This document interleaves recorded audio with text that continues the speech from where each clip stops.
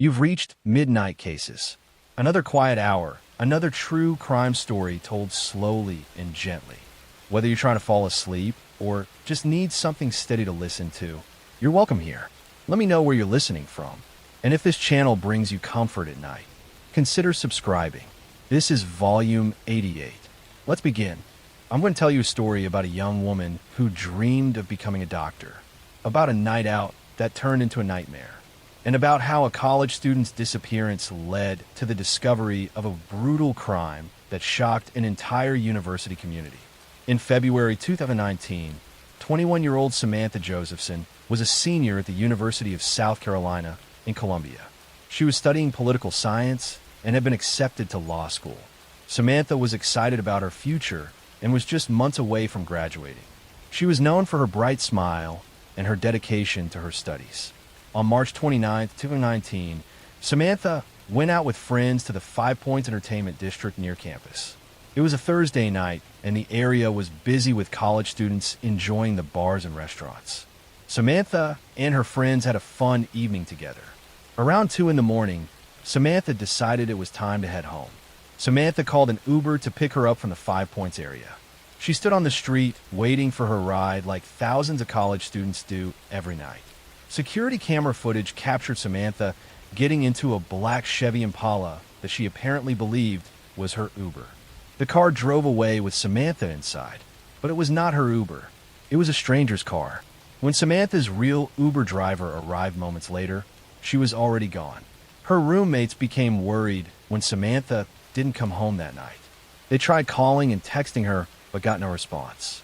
This was very unlike Samantha, who always stayed in contact with her friends. By the next morning, they knew something was terribly wrong. Police began investigating Samantha's disappearance. They reviewed the security footage and saw her getting into the black Chevy Impala.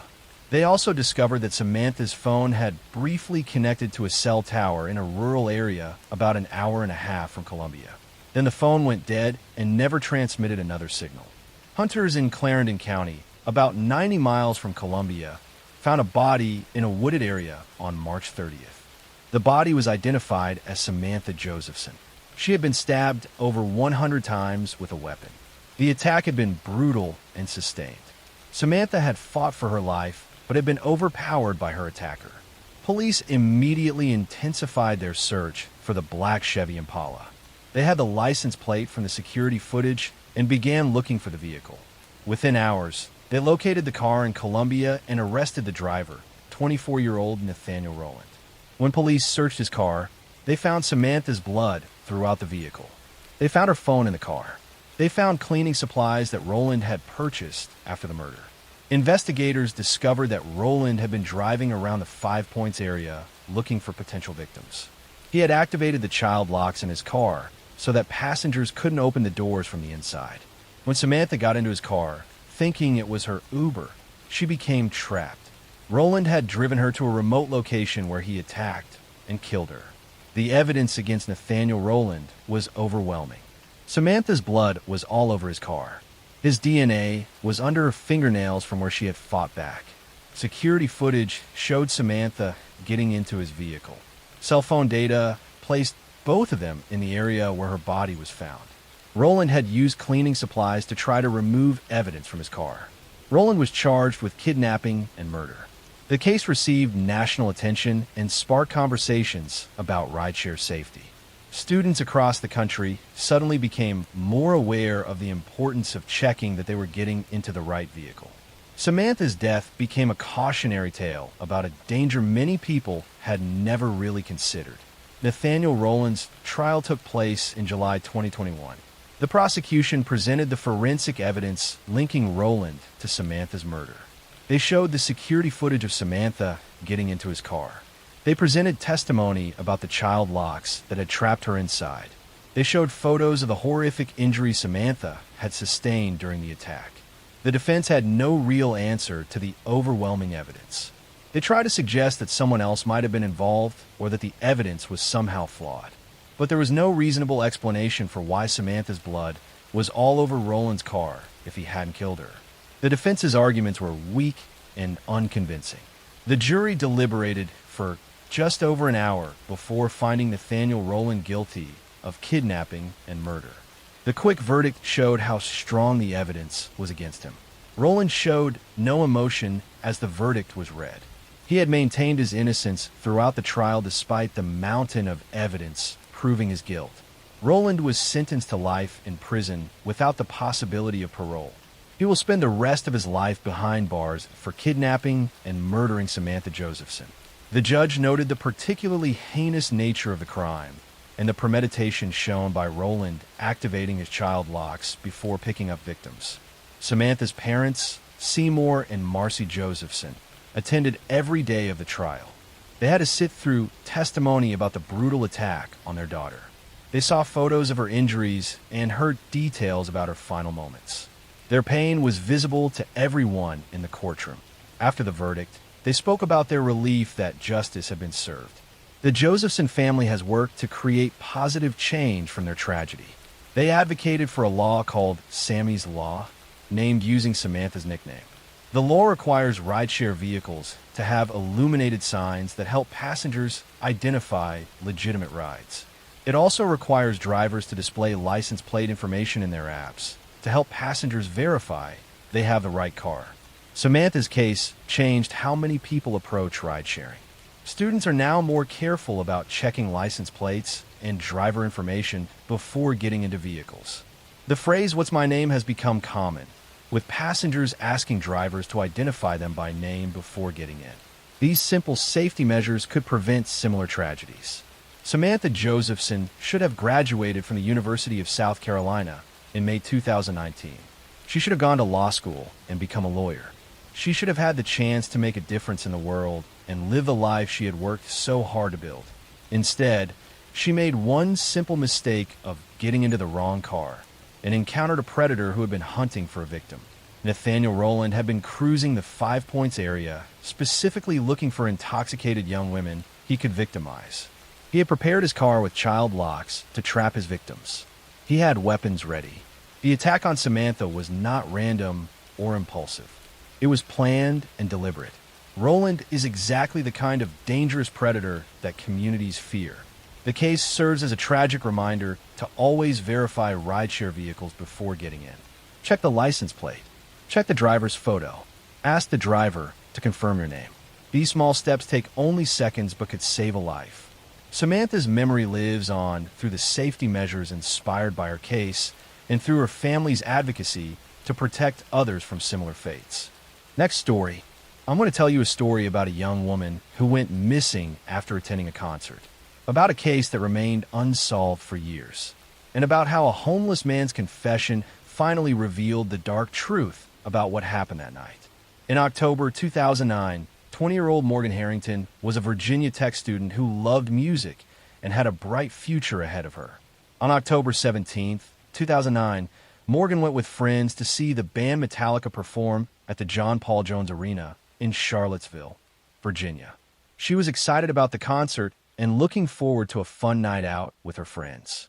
During the concert, Morgan left the arena to use the bathroom or make a phone call. The exact reason isn't clear, but once she stepped outside the arena, she wasn't allowed back in due to the venue's strict no re-entry policy. Morgan was now locked out of the concert while her friends were inside. She tried to get security to let her back in, but they refused. Morgan called her friends and told them she would find a way home. She said she would get a ride or figure something out. Her friends assumed she would be okay and continued watching the concert. But that was the last time anyone who knew Morgan heard from her. She disappeared into the night and was never seen alive again. When Morgan didn't return home and wasn't answering her phone, her family became frantic. They reported her missing and a massive search began. Police reviewed security footage from the arena and surrounding areas. The footage showed Morgan walking in the parking lot area. She appeared unsteady on her feet and seemed disoriented or intoxicated. Witnesses reported seeing Morgan in various locations around the arena. Some saw her walking along nearby roads. One witness saw her get into a vehicle, though they couldn't provide detailed information about the car or driver. Morgan seemed to be having trouble and was clearly vulnerable that night. She had become separated from her friends and was alone in an unfamiliar area. For 3 months, there was no trace of Morgan. Her parents appeared on television pleading for information. Thousands of volunteers searched fields and wooded areas around Charlottesville. The Morgan Harrington case became a major story in Virginia. Everyone wondered what had happened to the young college student who had simply stepped outside a concert venue. On January 26, 2010, a farmer found human remains on his property in Albemarle County, about 10 miles from where Morgan was last seen. The remains were badly decomposed, but were identified through dental records as Morgan Harrington. She had been murdered and her body left in a remote field. The discovery devastated her family, but at least gave them some answers. Police found DNA evidence on Morgan's body that they entered into national databases. The DNA matched evidence from another unsolved case. In 2005, a woman had been attacked near the University of Virginia campus in Charlottesville. She had survived the attack and provided a description of her attacker. The DNA match meant the same person was responsible for both crimes. Investigators now knew they were dealing with a serial predator. The person who had attacked the woman in 2005 had also killed Morgan Harrington in 2009. Police increased their efforts to identify the suspect. They released a sketch based on the 2005 victim's description. They warned the public that a dangerous person was still out there. The case remained unsolved for several more years. Then in 2012, another young woman disappeared from Charlottesville. Hannah Graham, a University of Virginia student, vanished after a night out. Security footage showed her walking through downtown with a man following her. The man was identified as Jesse Matthew, a hospital orderly who lived in the area. Jesse Matthew was arrested for Hannah Graham's abduction. When police tested his DNA, it matched the evidence from both Morgan Harrington's murder and the 2005 attack. After years of investigation, police had finally identified the person responsible. Jesse Matthew had been attacking women in Charlottesville for nearly a decade before being caught. Hannah Graham's body was found about 5 weeks after she disappeared. She had been murdered like Morgan before her. Jesse Matthew was charged with both murders as well as the 2005 attack. The evidence against him was overwhelming. His DNA linked him to all 3 crimes. Witnesses had seen him with Hannah. His pattern of predatory behavior was clear. Rather than face trial, Jesse Matthew pleaded guilty to both murders in March 2016. He admitted to killing Morgan Harrington and Hannah Graham. He was sentenced to 4 consecutive life terms in prison. He will never be released. The police spared the families from having to endure trials, but also meant many details about the murders were never revealed. Morgan's parents, Dan and Gil Harrington, have worked tirelessly since her death to help other families dealing with missing loved ones. They established a foundation in Morgan's name. They have spoken publicly about the importance of safety and looking out for friends. They have turned their grief into action to try to prevent similar tragedies. The case highlighted several important safety issues. Morgan had been separated from her friends at the concert and couldn't get back inside. She was vulnerable and alone in an unfamiliar area. The no reentry policy that kept her locked out may have inadvertently put her in danger. Venues have since reconsidered such strict policies. Morgan's case also showed how important it is to never leave friends behind. Morgan's friends assumed she would be okay when she said she would find a ride home. They didn't realize how dangerous the situation was. The case became a reminder that people should stay together, especially at night in unfamiliar places. Jesse Matthew had been able to attack multiple women over years because he wasn't identified after the first attack in 2005. If DNA technology had been more advanced then, or if genealogical databases had existed, he might have been caught sooner. Morgan Harrington and Hannah Graham might still be alive. The case showed how important forensic technology is in catching predators. Morgan Harrington was a talented young woman who loved art and music. She was studying education and wanted to become a teacher. She had a close relationship with her family and many friends. She should have enjoyed the concert that night and gone home safely. Instead, she encountered Jesse Matthew, who saw her vulnerability as an opportunity. The Morgan Harrington case serves as a tragic reminder that predators look for vulnerable victims. That seemingly small decisions can have life-changing consequences. that friends should never leave anyone behind, and that advances in forensic science can eventually bring justice even when years have passed. Morgan's memory lives on through her family's advocacy work and through the awareness her case has brought to issues of safety and predatory violence. Next story. I'm going to tell you a story about a teenager who went to a party on New Year's Eve, about a young woman who never made it home, and about how a case that seemed impossible to solve was finally cracked when advances in DNA technology identified a killer who had been hiding for decades. In December 1996, 18-year-old Angie Dodge was living in Idaho Falls, Idaho. She was working a local store and living on her own in a small apartment. Angie was known for her kind personality and her love of animals. She had her whole life ahead of her and was making plans for her future. On June 13, 1996, Angie didn't show up for work at the store where she was employed. Her co-workers became concerned because Angie was reliable and always called if she couldn't make it. When she didn't answer her phone, her manager asked police to check on her. Officers went to Angie's apartment and made a horrific discovery. Angie had been attacked and murdered in her own bedroom. The crime scene showed signs of a brutal assault. She had been stabbed repeatedly and her body had been left in the apartment. The violence of the attack shocked the small community of Idaho Falls. Police immediately began investigating who could have committed such a terrible crime. Investigators collected DNA evidence from the crime scene. In 1996, DNA technology was still relatively new, but was becoming more useful in solving crimes. The DNA found at the scene was from a male who was not Angie's boyfriend or anyone else known to be in her apartment. Police had genetic evidence from the killer, but no match in any database. The investigation focused on anyone who knew Angie or had been in her apartment. Police interviewed friends, co-workers, neighbors, and acquaintances. They looked for anyone who might have had a motive or opportunity. Despite extensive interviews and investigation, police couldn't identify a solid suspect. The case was going cold. Then police focused on a young man named Christopher Tapp, who knew some of Angie's friends. After hours of interrogation, Christopher confessed to being involved in Angie's murder. He said he had been at the apartment with other people when Angie was attacked. His confession included details that seemed to match the crime scene. Christopher was arrested and charged with murder. But there were major problems with Christopher's confession. The details kept changing with each telling. He would say something happened one way, then change the story when police told him that didn't match the evidence. Most importantly, his DNA did not match the DNA found at the crime scene.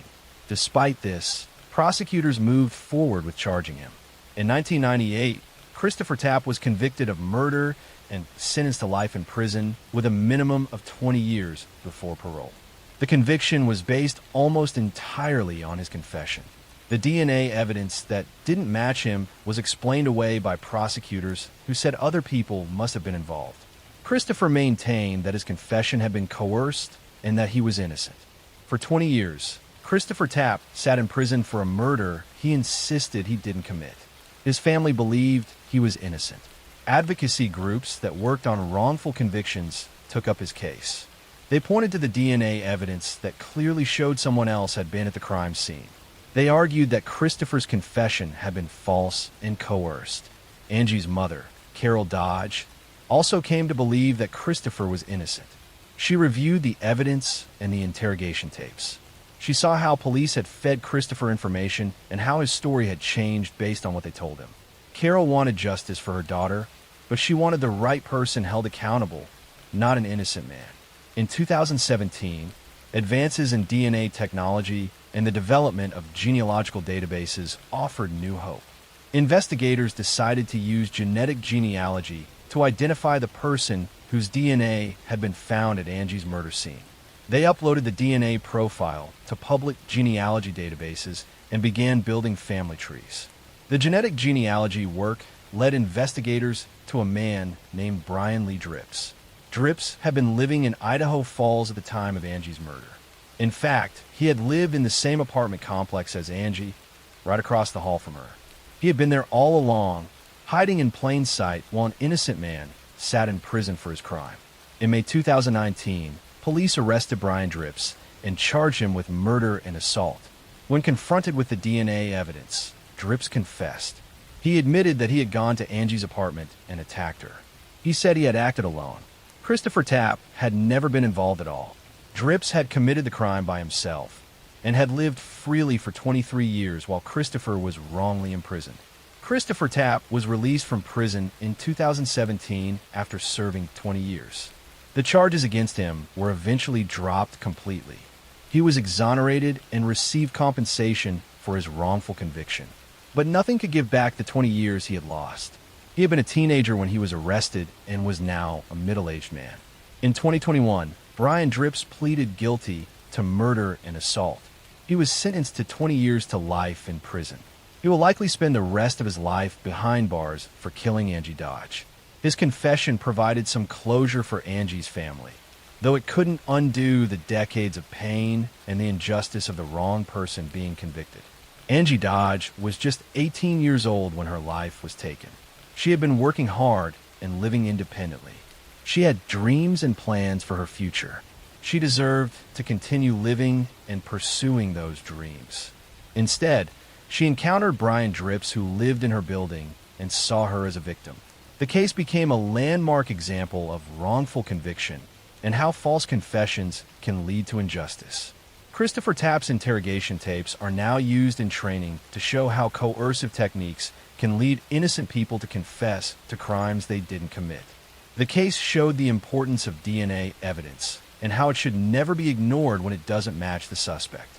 Carol Dodge, Angie's mother, became an advocate for both her daughter and for Christopher Tapp. Her willingness to admit that the wrong person had been convicted, even though it meant acknowledging the case wasn't truly solved, showed remarkable integrity. She wanted real justice, not just someone to blame. Her advocacy helped free an innocent man and eventually catch the real killer. The Angie Dodge case demonstrated the power of genetic genealogy in solving cold cases and correcting wrongful convictions. It showed that even decades after a crime, new technology can reveal the truth. And it proved that the justice system, while imperfect, can sometimes correct its mistakes when people are willing to admit errors and pursue the truth regardless of where it leads. Next story.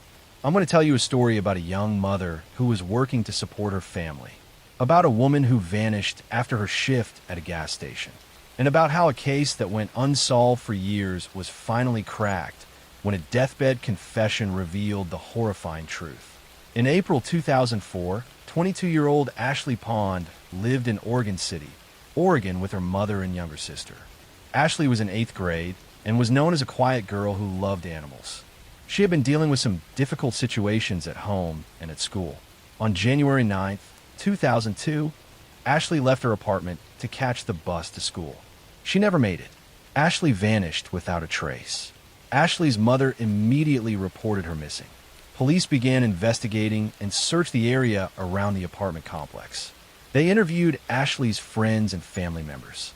They looked into anyone who might have had contact with her. Despite their efforts, there were no solid leads about what had happened to Ashley. The case was baffling because Ashley had simply disappeared in broad daylight. 2 months later, another girl from the same apartment complex went missing. 13-year-old Miranda Gaddis was also in 8th grade and knew Ashley. On March 8th, 2002, Miranda left her apartment to catch the school bus. Like Ashley, she never arrived at school. Miranda had vanished from the exact same location where Ashley had disappeared just 2 months earlier. The community was terrified. 2 young girls had disappeared from the same apartment complex in a matter of weeks. Parents were afraid to let their children walk to the bus stop. Police intensified their investigation and brought in FBI agents to help. They organized massive searches of the surrounding area, but there was no sign of either girl. Investigators began looking closely at everyone who lived in the apartment complex. One resident drew particular attention. Ward Weaver was a 40-year-old man who lived there with his children. Both Ashley and Miranda had known Weaver's daughter and had been to his house. Police questioned Weaver multiple times, but he denied knowing anything about the disappearances. Ward Weaver claimed he had last seen both girls when they were at his house visiting his daughter. He said they had left and he didn't know what happened to them after that. He acted concerned and cooperative with police, but investigators had a bad feeling about Weaver. Something about his story and his behavior didn't seem right. Then in August 2002, one of Weaver's sons contacted police with disturbing information. He told investigators that his father had made suspicious comments about the missing girls. He described strange behavior by his father around the time of the disappearances. He said his father had done concrete work in the backyard and had been very protective of certain areas of the property. Police obtained a search warrant for Ward Weaver's property. On August 24, 2002, investigators began a thorough search of his house and yard. They brought in cadaver dogs and ground-penetrating radar. The dogs immediately alerted to areas in the backyard where Weaver had recently poured concrete. Police began excavating these areas. Underneath a concrete slab in the backyard, investigators found human remains. The body was identified through dental records as Miranda Gaddis. She had been deceased since shortly after her disappearance. The discovery was devastating, but at least gave Miranda's family some answers after months of agonizing uncertainty. Police continued searching the property. Inside a storage shed in the backyard, they found a 55-gallon barrel. When they opened it, they discovered human remains inside. The body was identified as Ashley Pond. She had also been deceased since shortly after she disappeared. Both girls had been on Ward Weaver's property the entire time police had been searching for them. The evidence showed that Ward Weaver had attacked and killed both girls. He had hidden their bodies on his property and had lied to police throughout the investigation. He had watched as the community searched desperately for the girls, knowing exactly where they were. His behavior showed a level of cold calculation that horrified everyone. Ward Weaver was arrested and charged with 2 counts of aggravated murder plus additional charges, including abuse of corpses and sexual abuse. The investigation revealed that Weaver had a history of violence. His own father had been convicted of murder in California years earlier. Violence seemed to run in the family. Further investigation uncovered that Ashley had made accusations against Weaver before her disappearance. She had told people that Weaver had assaulted her. This gave Weaver a motive to silence Ashley permanently. When Miranda disappeared 2 months later, investigators believed Weaver had killed her because she knew too much about what happened to Ashley. Ward Weaver's trial was scheduled for 2004. But before the trial could begin, Weaver accepted a plea deal. He pleaded guilty to 2 counts of murder in exchange for avoiding the death penalty. He was sentenced to 2 life terms without the possibility of parole. The plea meant the families didn't have to endure a trial, but also meant many details about the murders were never revealed. During his confession, as part of the plea agreement, Weaver admitted to killing both girls. He said he had attacked Ashley first and had hidden her body in the barrel. When Miranda disappeared, he killed her as well and buried her under the concrete. He had continued living in the house with the bodies hidden on his property for months. Ashley Pond and Miranda Gaddis were young girls who should have been going to school and enjoying their teenage years. They should have had the chance to grow up, graduate, and live their lives. Instead, they encountered Ward Weaver, who saw them as victims. He took advantage of their trust and his position as an adult in their community. The case highlighted how predators can hide in plain sight. Weaver had been living in the apartment complex with everyone else. He had acted concerned when the girls disappeared. He had allowed his own children to play in the yard where bodies were buried. His ability to maintain a normal appearance while committing such terrible crimes showed a level of deception that shocked investigators. The families of Ashley and Miranda were devastated by the loss of their daughters. They had spent months hoping the girls would be found alive. Learning that they had been dead since shortly after their disappearances and had been hidden so close by was agonizing. The families took some comfort in finally being able to lay the girls to rest properly. Ward Weaver remains in prison in Oregon, where he will spend the rest of his life. He showed no real remorse for his crimes and never provided a full explanation for why he killed 2 innocent girls. His case serves as a reminder that danger can exist within our own communities and that children are vulnerable to predators who gain their trust through seemingly innocent connections. Next story. I'm going to tell you a story about a kindergarten teacher who was beloved by her students, about a husband who reported his wife missing after she failed to come home from work, and about how investigators discovered that a seemingly devoted spouse had actually strangled his wife and hidden her body while staging an elaborate disappearance. In January 2020, 29-year-old Jennifer Dullos lived in New Canaan, Connecticut with her 5 children. She was going through a difficult divorce from her husband, Fotis Dullos, and had moved out with the kids while the custody battle continued. On May 24, 2019, Jennifer dropped her children at school and returned home. She was never seen again. When Jennifer didn't show up to pick up her children from school that afternoon, friends immediately knew something was wrong. Jennifer was an extremely devoted mother who would never miss picking up her kids. Her estranged husband, Fotis, became the immediate focus of the investigation as police began searching for Jennifer. Investigators found Jennifer's car abandoned in a park near her home. Inside her house and garage, they discovered evidence of a violent struggle. There was blood spatter on the garage walls and floor, and it was clear that someone had attempted to clean up the scene. The amount of blood suggested that whoever had been injured was unlikely to have survived. Police obtained surveillance footage from Hartford, Connecticut, about an hour away from New Canaan. The footage showed Fotis Dullos and his girlfriend, Michelle Treconis, driving through the city on the evening of Jennifer's disappearance. The video captured them stopping at various locations and disposing of garbage bags and different trash receptacles along the route. Investigators retrieved the garbage bags and found them filled with items stained with Jennifer's blood. The bags contained bloodied clothing, sponges that had been used to clean up blood, and other evidence suggesting someone had tried to dispose of materials from a crime scene. The evidence strongly indicated that Fotis had attacked Jennifer and was attempting to cover up the crime. Fotis Dullos was arrested and charged with tampering with evidence and hindering prosecution. His girlfriend, Michelle Treconis, was also arrested on similar charges. Both initially denied involvement in Jennifer's disappearance, but the evidence against them continued to mount as investigators pieced together what had happened. Despite extensive searches across Connecticut, Jennifer's body was never found. Police used cadaver dogs, ground-penetrating radar, and searched numerous properties connected to Fotis, but Jennifer remained missing.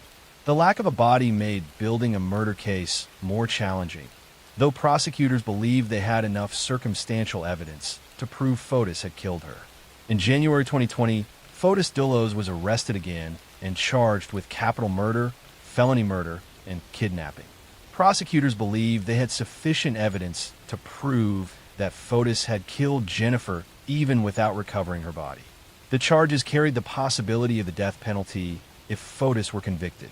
Just days after being charged with murder, Fotis Dullos attempted to take his own life at his home in Farmington, Connecticut. He was found in his garage, suffering from carbon monoxide poisoning after running his vehicle with the garage door closed. He was rushed to the hospital but never regained consciousness. On January 30th, 2020, Fotis Dullos died from his injuries. His death meant he would never face trial for Jennifer's murder and that many questions about what happened to Jennifer would remain unanswered. The case against him would never be fully presented in court, and he would never reveal what he had done with Jennifer's body. Michelle Treconis eventually went to trial for her role in helping Fotis cover up Jennifer's disappearance. In 2024, she was convicted of conspiracy to commit murder, tampering with evidence, and hindering prosecution. Prosecutors argued that Michelle had known what Fotis was planning and had actively helped him both before and after Jennifer's death. She was sentenced to 14.5 years in prison. The motive for Jennifer's murder appeared to be a combination of a bitter custody dispute and financial problems. Fotis had been losing the custody battle and was facing significant debt. Jennifer had been asking for sole custody of their 5 children and had been documenting concerns about Fotis's behavior. The divorce was contentious and expensive, and Fotis apparently decided that eliminating Jennifer was preferable to continuing the legal battle. Jennifer's mother, Gloria Farber, was awarded custody of the 5 children, who were between 8 and 13 years old when their mother disappeared. The children lost both parents within months, their mother presumably murdered and their father dead by his own hand. Gloria has worked to raise the children and preserve Jennifer's memory for them. The fact that Jennifer's body has never been found remains the most painful aspect of the case for her family. They cannot properly lay her to rest or have the closure that comes with a burial. Fotis took that from them by refusing to reveal where he had hidden Jennifer's remains, even as he faced charges that would likely result in life in prison or the death penalty. Jennifer Dullos was a writer who loved literature and was devoted to her 5 children. She had found the courage to leave a difficult marriage and was fighting for custody because she believed it was in her children's best interest. She deserved the chance to raise her kids and watch them grow up. Instead, she was killed by someone who saw her as an obstacle rather than as the mother of his children. The case brought attention to the dangers women face during divorce and custody proceedings, particularly when dealing with controlling partners. Jennifer had expressed fears for her safety in court documents related to the divorce, but those concerns hadn't been enough to protect her. Her disappearance and presumed death highlighted the need for better protective measures for people going through high-conflict divorces. Fotis Dullos' death by his own hand denied Jennifer's family the opportunity to see him held accountable in court. They never got to hear the full evidence presented at trial or see him convicted and sentenced. His suicide was a final act of control that deprived them of justice and answers. The case remains officially unsolved in terms of locating Jennifer's remains, though investigators are confident they know what happened and who was responsible. Jennifer's family continues to search for her remains and hopes that someday they will be able to bring her home and give her a proper burial. They have established a foundation in her name to support victims of domestic violence and to help ensure that other families don't suffer the same tragedy. Jennifer's story serves as a heartbreaking reminder that the most dangerous time for women in abusive relationships is often when they try to leave. Next story. I'm going to tell you a story about a charming young man who seemed to have a bright future, about a series of brutal attacks that terrorized California in the 1970s and 80s, and about how one of the most prolific serial killers in American history was finally caught decades later through a revolutionary use of DNA technology. For over 40 years, a serial predator known by various names terrorized California. He started as the Visalia ransacker, became the East Area Predator, then the original Night Stalker, and was eventually called the Golden State Killer. But behind all these names was one man, Joseph James DeAngelo, a former police officer who used his knowledge of law enforcement to evade capture for decades. The crimes began in 1974 in Visalia, California, where a series of strange break-ins occurred. The intruder would enter homes, ransack them, but often steal only small items of little value. Sometimes he would take photographs or personal items that seemed to have no monetary worth. The pattern was unusual and unsettling. Then in 1975, the Visalia ransacker shot and ended the life of a man who confronted him during a burglary attempt. After that incident, the ransackings in Visalia stopped.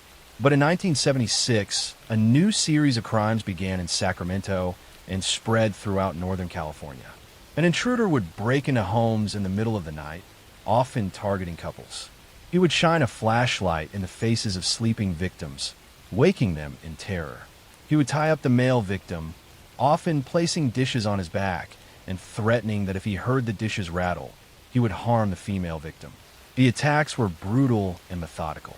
The perpetrator clearly planned his crimes carefully, often prowling neighborhoods for days or weeks before striking.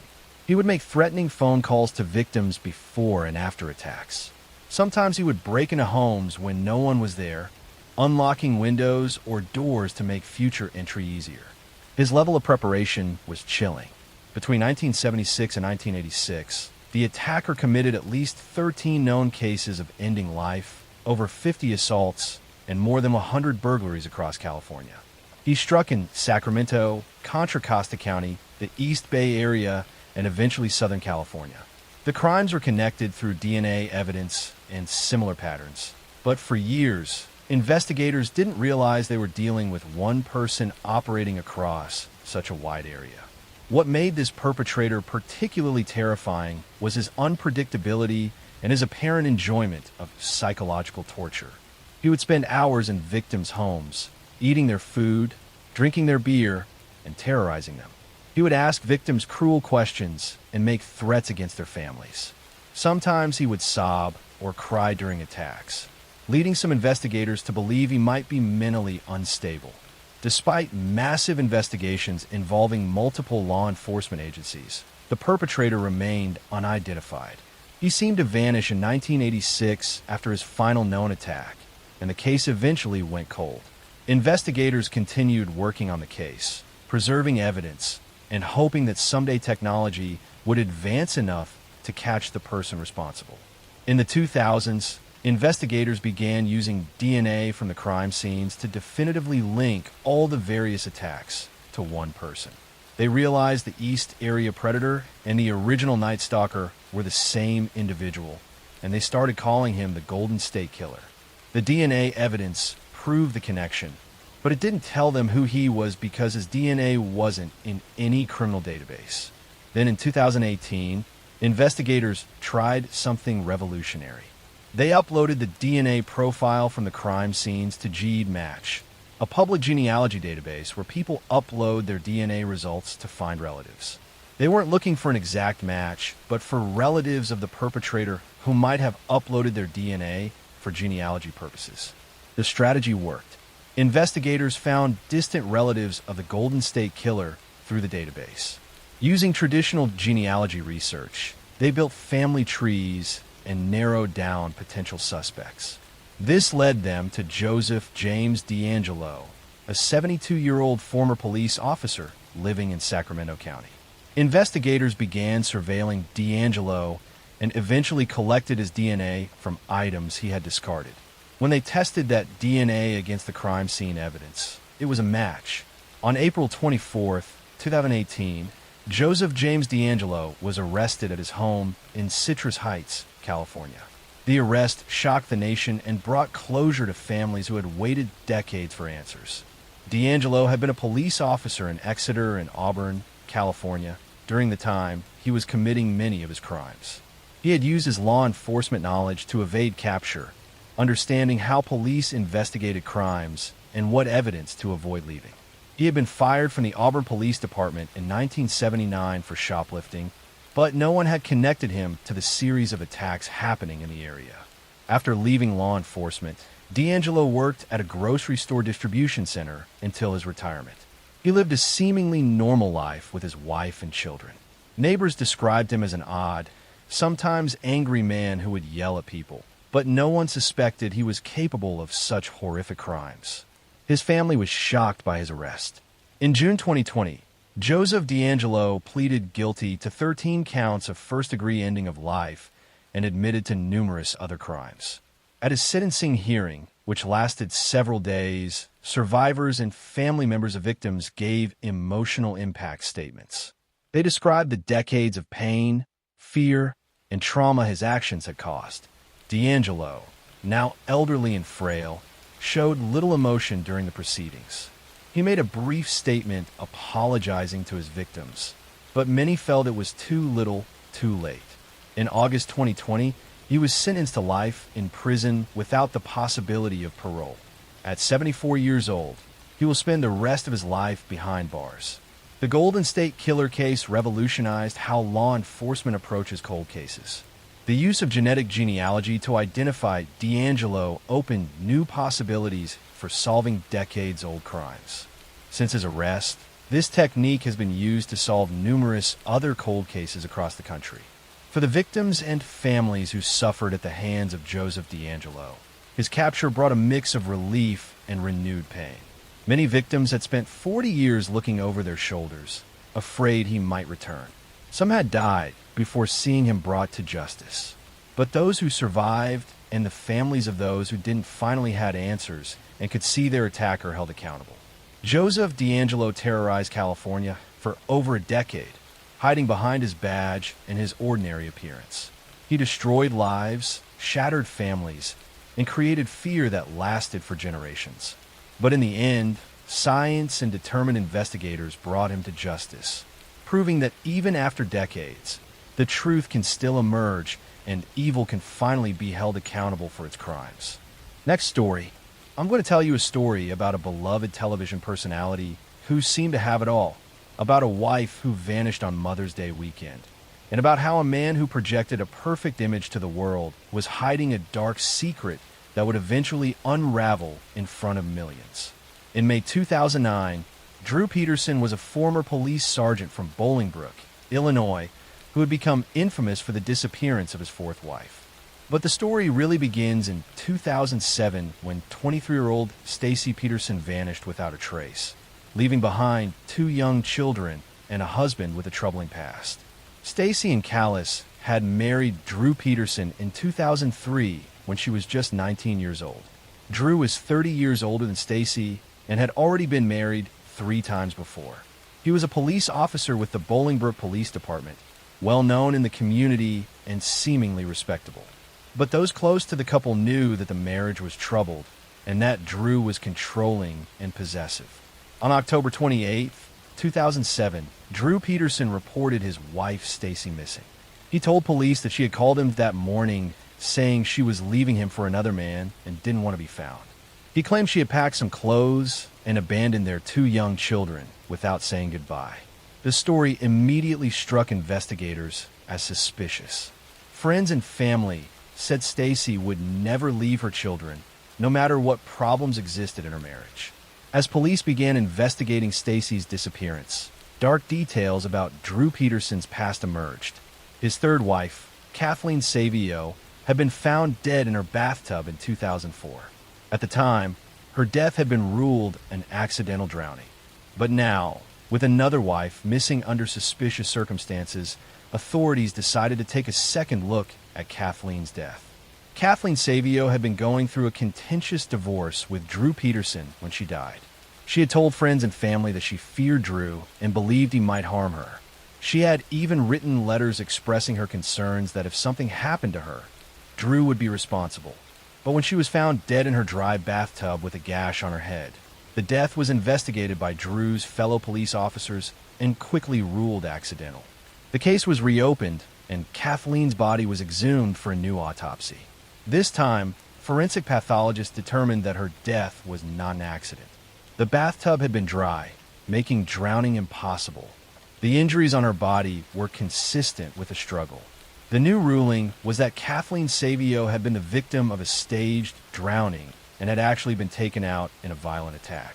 As investigators dug deeper into Drew Peterson's background, they discovered he had been married 4 times, and 2 of his wives were now either dead or missing. His first 2 marriages had ended in divorce, with both ex-wives describing him as controlling and abusive. A pattern was emerging of a man who needed to dominate the women in his life and who became dangerous when they tried to leave him. Drew Peterson, rather than lying low during the investigation, did something unusual. He began appearing on television talk shows and news programs, giving interviews where he would joke about the situation and act unconcerned about his missing wife. He appeared on programs with hosts like Matt Lauer and Larry King, sometimes making inappropriate jokes and seeming to enjoy the attention. His behavior struck many people as bizarre and suspicious. The media attention turned Drew Peterson into a dark celebrity. He seemed to relish being in the spotlight, even as he was the prime suspect in both his third wife's death and his fourth wife's disappearance. He would mock investigators, make light of the accusations against him, and present himself as a victim of a witch hunt. This behavior disturbed the families of both Kathleen and Stacy, who were desperate for answers and justice. In 2009, Drew Peterson was finally arrested and charged with taking the life of his third wife, Kathleen Savio. Prosecutors faced challenges because the case was several years old and physical evidence was limited. But they had Kathleen's statements before her death expressing fear of Drew. They had the new autopsy findings, and they had the suspicious circumstances of Stacy's disappearance that established a pattern. Drew's trial for Kathleen's case began in 2012. It became a media circus with cameras in the courtroom and daily coverage of the proceedings. The prosecution's case relied heavily on hearsay evidence, statements Kathleen had made to others about her fear of Drew before she died. Normally, hearsay is not admissible in court, but Illinois had passed a special law allowing such evidence in cases where the defendant was believed to have caused the witness to be unavailable to testify. The prosecution presented testimony from Kathleen's friends and family about her fears. They showed evidence of the contentious divorce and Drew's controlling behavior. They presented the forensic evidence showing that Kathleen's death could not have been an accidental drowning. They argued that Drew had staged the scene to make it look like an accident. The defense argued that the evidence was circumstantial and that the hearsay law was unconstitutional. They claimed Drew was being prosecuted because of Stacy's disappearance, not because of solid evidence in Kathleen's case. They suggested that Kathleen had actually died by accident and that the reopened investigation was based on speculation rather than facts. In September 2012, the jury found Drew Peterson guilty of taking the life of Kathleen Savio. He was sentenced to 38 years in prison. The conviction brought some measure of justice for Kathleen's family, though it did nothing to answer questions about what happened to Stacy Peterson. Stacy Peterson has never been found. Her body has never been recovered despite extensive searches. In 2013, Drew Peterson was charged with attempting to hire someone to take out the prosecutor who convicted him in Kathleen's case. He was convicted of solicitation and received an additional 40 years in prison. In 2022, Drew Peterson was charged with solicitation again, this time for allegedly trying to hire someone to take out the attorney who represented Kathleen Savio's family. These additional charges ensured that Drew Peterson will likely spend the rest of his life in prison. Drew Peterson is now in his 70s and will probably die behind bars. He has never revealed what happened to Stacy Peterson or shown remorse for Kathleen Savio's death. Stacy's family continues to search for answers and hopes that someday her remains will be found so she can be properly laid to rest. Kathleen Savio and Stacy Peterson were two women who had the misfortune of marrying a man who saw them as possessions rather than people. When they tried to leave or threatened his control, he responded with violence. Kathleen paid with her life, and Stacy disappeared, presumably meeting the same fate. Drew Peterson's need for power and control over the women in his life led to tragedy, and his arrogance in thinking he could get away with it because of his position as a police officer ultimately led to his downfall. Next story. I'm going to tell you a story about a popular college athlete who seemed to have a bright future, about a young woman who was brutally attacked and left for dead, and about how a case of mistaken justice led to the wrong man spending years in prison while the real perpetrator walked free. In July 1984, Jennifer Thompson was a 22-year-old college student in Burlington, North Carolina. She was bright, independent, and focused on her studies. One night, a man broke into her apartment and attacked her at knife point. During the horrifying assault, Jennifer tried to stay calm and focused on memorizing every detail of her attacker's face. She studied his features carefully, determined that if she survived, she would be able to identify him and bring him to justice. Jennifer managed to escape through a window and immediately went to police. She worked with investigators to create a composite sketch of her attacker. She was certain she would recognize him if she saw him again.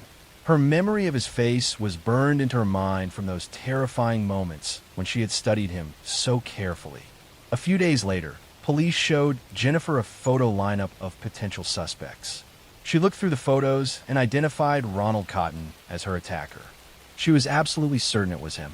When she later picked Ronald out of a physical lineup, she felt confident she had identified the right man. Ronald Cotton was arrested and charged with the attack.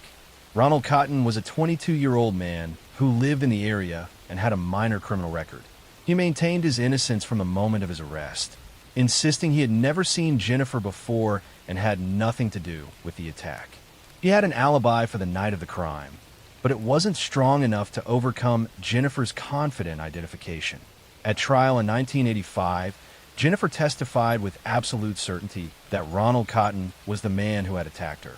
She looked him in the eye and identified him without hesitation. Her confidence was powerful and convincing to the jury. Despite Ronald's protests of innocence and his alibi witnesses, he was convicted and sentenced to life in prison plus 54 years. Ronald continued to maintain his innocence from prison. He filed appeals, but they were denied. Jennifer, meanwhile, was certain justice had been served. She had looked her attacker in the face, memorized his features, and successfully identified him. She felt relief that the man who had terrorized her was behind bars. But then something happened that would change everything. While in prison, Ronald Cotton heard other inmates talking about the crimes he had been convicted of. One inmate in particular, Bobby Poole, seemed to know details about the attacks that only the real perpetrator would know. Bobby Poole even looked similar to Ronald Cotton, enough that they could be mistaken for each other. Ronald's lawyers discovered this information and demanded a new trial. In 1987, Ronald Cotton got his second trial. This time, Bobby Poole was brought into the courtroom. Jennifer Thompson was asked if Bobby Poole could have been her attacker instead of Ronald Cotton. She looked at both men and still identified Ronald Cotton with certainty. Bobby Poole was not the man who had attacked her, she testified. It was Ronald Cotton. Once again, Ronald Cotton was convicted and sent back to prison. It seemed the case was closed. Jennifer had identified him twice, in multiple lineups and in 2 trials. How could she be wrong when she was so certain? Ronald Cotton spent years in prison, nearly 11 years total, continuing to insist he was innocent. Then in 1995, DNA testing technology had advanced enough to test evidence from the crime scene. Ronald's lawyers pushed for DNA testing of the evidence, hoping it would finally prove his innocence. The DNA results came back, and they were shocking. The DNA from the crime scene did not match Ronald Cotton. It matched Bobby Poole, the inmate Ronald had suspected all along. Ronald Cotton had been telling the truth for 11 years. He was innocent. Jennifer Thompson had been completely wrong in her identification, despite her absolute certainty. Ronald Cotton was released from prison in June 1995. He had lost 11 years of his life for a crime he didn't commit. The real perpetrator, Bobby Poole, was already in prison for other attacks, so he was charged with Jennifer's assault as well. The revelation was devastating for Jennifer Thompson. She had been so certain, so confident in her identification. She had testified twice, looking Ronald Cotton in the eye and declaring him to be her attacker. But she had been wrong. Her memory, despite her best efforts to be accurate, had failed her. An innocent man had suffered because of her mistaken identification. Jennifer struggled with immense guilt. She had done everything right as a victim. She had tried to memorize her attacker's face. She had worked with police. She had testified in court. But despite her best intentions and her certainty, she had identified the wrong man. The realization that memory could be so unreliable was crushing. In a remarkable turn of events, Jennifer Thompson eventually reached out to Ronald Cotton. She wanted to apologize and somehow make amends for what he had suffered because of her mistaken identification. Ronald, showing incredible grace and forgiveness, agreed to meet with her. Their meeting was emotional and healing for both of them. Ronald told Jennifer that he didn't blame her. She had been a victim trying to bring her attacker to justice. The real fault lay with a criminal justice system that relied too heavily on eyewitness identification without understanding how unreliable human memory could be. Jennifer and Ronald developed an unlikely friendship. They began speaking together at conferences and events about wrongful convictions and the problems with eyewitness identification. They wrote a book together called Picking Cotton about their experiences and their journey toward forgiveness and understanding. Their story became one of the most powerful examples of why eyewitness testimony, even when given with absolute certainty, can be dangerously unreliable. Studies have shown that memory is not like a video recording. It can be influenced by suggestion, by the way questions are asked, by seeing photos before lineups, and by the stress of trauma. Ronald Cotton's case helped change how law enforcement conducts lineups and eyewitness identifications. Many jurisdictions now use double-blind lineups where the officer conducting the lineup doesn't know who the suspect is, preventing unconscious cues. Sequential lineups, where witnesses see one person at a time rather than all at once, have been shown to reduce mistaken identifications. Ronald Cotton eventually received compensation for his wrongful conviction and has rebuilt his life. He married and had a family. Jennifer Thompson has dedicated herself to criminal justice reform and educating people about the problems with eyewitness testimony. Their story is a powerful reminder that even with the best intentions, human memory can fail us. Jennifer Thompson was a brave victim who tried to do everything right, and Ronald Cotton was an innocent man who suffered terribly. Together, their experience has helped prevent other wrongful convictions and shown the importance of forensic evidence like DNA testing in criminal cases. Next story. I'm going to tell you a story about a beauty queen who was found dead in her own home on Christmas night, about a 6-year-old girl whose case became one of America's most infamous unsolved mysteries, and about how a family tragedy turned into decades of speculation, false accusations, and heartbreak that continues to this day. On December 26, 1996, Patsy Ramsey called 911 in Boulder, Colorado, claiming she found a ransom note saying her 6-year-old daughter JonBenet had been kidnapped. The note was lengthy, nearly 3 pages long, demanding $118,000 for JonBenet's safe return. The amount was oddly specific and happened to be almost exactly the amount of John Ramsey's recent bonus from his company. Police arrived at the Ramsey home and began treating it as a kidnapping case. But the situation was strange from the beginning. The ransom note was written on paper from a notepad inside the Ramsey home, using a pen that was also from the house. The note was unusually long for a ransom demand and contained phrases that seemed theatrical and unlike typical ransom notes. John Ramsey, JonBenet's father, and several friends searched the house while police secured the scene. Hours after the initial 911 call, John Ramsey went down to the basement and made a horrifying discovery. JonBenet's body was lying on the floor of a small storage room. She had duct tape over her mouth, a cord around her neck, and her wrists were loosely tied. John immediately picked up his daughter and carried her upstairs, inadvertently contaminating the crime scene. The medical examiner determined that JonBenet had died from strangulation and had also suffered a severe blow to her head. There was evidence suggesting she may have been sexually assaulted. The brutality of the crime against such a young child shocked investigators and the nation. The case immediately became a media sensation, partly because of JonBenet's involvement in child beauty pageants. Photos and videos of the little girl dressed in elaborate costumes, wearing makeup, and performing on stage were broadcast nationally.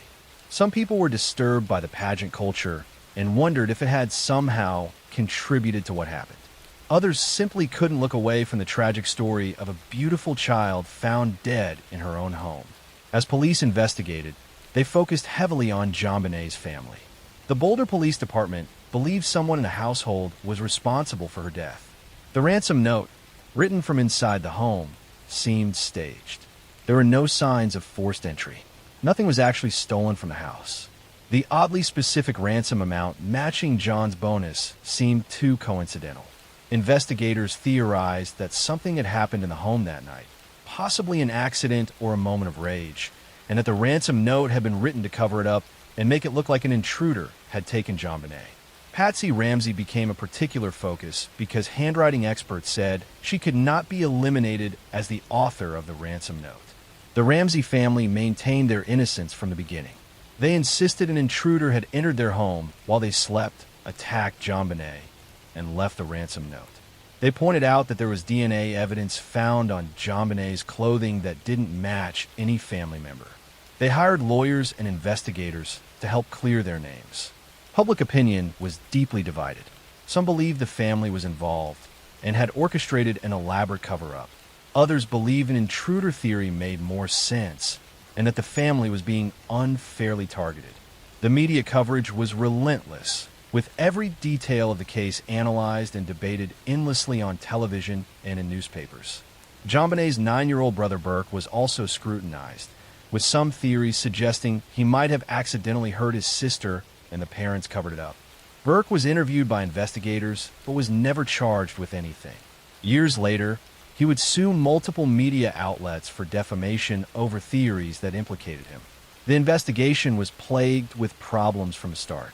The crime scene had been contaminated when John moved JonBenet's body and when friends were allowed to walk through the house. Evidence collection was not handled properly in some instances. The Boulder Police Department had limited experience with homicide cases and made mistakes that would later be criticized. In 1999, a grand jury heard evidence in the case and voted to indict John and Patsy Ramsey on charges of child abuse resulting in death and being accessories to a crime. However, the district attorney at the time decided there wasn't enough evidence to prosecute and declined to sign the indictment. This decision wasn't publicly known until years later. In 2003, a federal judge reviewing the case concluded that the evidence was more consistent with an intruder theory than with family involvement. New DNA testing technology had become available, and additional testing continued to find DNA from an unknown male on multiple pieces of JonBenét's clothing. In 2006, a man named John Markar confessed to ending JonBenét's life and was arrested in Thailand. The case seemed solved until DNA testing proved Carr could not have been the perpetrator.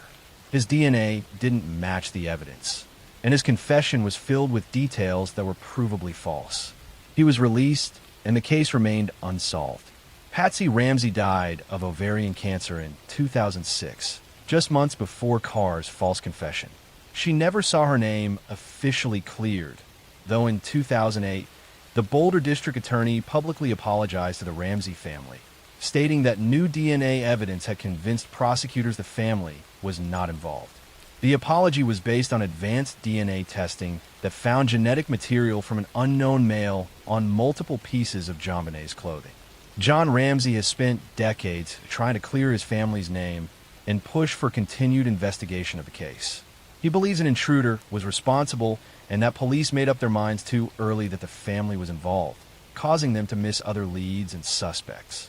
Burke Ramsey has largely stayed out of the public eye, but gave a rare interview in 2016 where he maintained his family had nothing to do with his sister's death. He has filed multiple lawsuits against media personalities and production companies who suggested he was involved. The case remains officially unsolved. The Boulder Police Department says it continues to investigate and follows up on tips and new technology. In recent years, there have been calls to use genealogical DNA databases, similar to what solved other cold cases, to try to identify the unknown male whose DNA was found on JonBenet. JonBenet Ramsey would have been in her 30s today. Instead, her life ended at age 6 in the basement of her own home on Christmas night. Whether she was taken by an intruder or harmed by someone she knew, the truth remains elusive nearly 3 decades later. Her case became a symbol of media sensationalism, flawed investigation, and a lasting pain of unsolved tragedy. A little girl in a tiara became one of America's most famous victims, but justice for JonBenet remains frustratingly out of reach. Next story. I'm going to tell you a story about a successful businessman who seemed to have it all, about a family that vanished from their home on Thanksgiving weekend, and about how investigators discovered one man had been living a double life that ended in unimaginable tragedy. In November 2009, John List's name resurfaced in the news, but the story actually began decades earlier in Westfield, New Jersey. In 1971, John List was a 46-year-old accountant living with his wife Helen, their 3 teenage children, and his elderly mother in a 19-room Victorian mansion. To neighbors, the List seemed like a typical suburban family. But behind closed doors, John was drowning in financial problems and struggling with rigid religious beliefs that would lead to a horrific decision. John List was a deeply religious man who attended church regularly and taught Sunday school. He was also extremely controlling and became increasingly disturbed by what he saw as his family's moral failures. His wife Helen had become an alcoholic and was suffering from mental health issues. His daughter Patricia was interested in drama and acting, which John considered sinful. His sons were showing typical teenage rebellion. To John's rigid worldview, his family was falling away from God, and he felt responsible. John was also facing severe financial problems. He had lost his job and couldn't find new work, but he was too proud to tell his family. Every day, he would leave the house pretending to go to work, spending his days at the train station or library. The family was burning through their savings, the mortgage was overdue, and they were on the verge of losing everything. John couldn't face the shame of his family discovering his failures.